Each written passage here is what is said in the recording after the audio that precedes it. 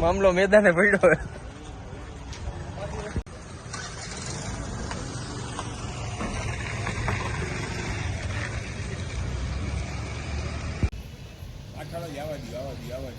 ભડાકો checkup કરતા જ અવાજ કેમ આવ્યો?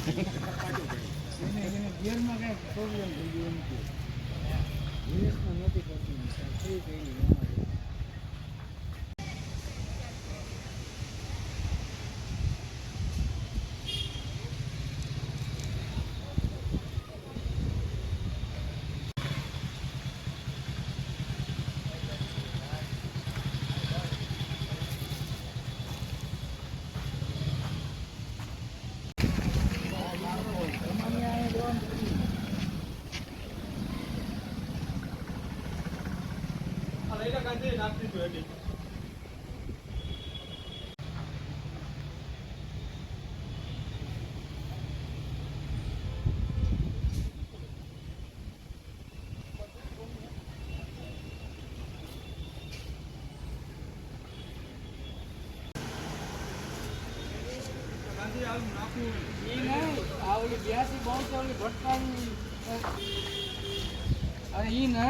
ફોર વ્હીલ કઈ છે સાહેબ પૂછતા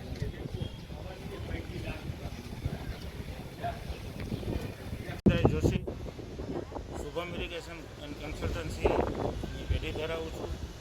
બાજુમાં મારી ઓફિસ છે. આગળ ડૉક્ટર પોપટના દવાખાનાની દિવાલની પાછળ એક રસ્તો જાય છે જે એસટી સુધી જાય છે અને એસટીની દિવાલના એસટીની કોઈ બસના મિસ્ટેકના હિસાબે આખી દિવાલ 8 ફૂટની ધરાશાયી થતાં મારી સેફમાં પડેલી ગાડી ટોટલ લોસ જેટલી ડિસ્ટ્રોય થઈ ગઈ છે.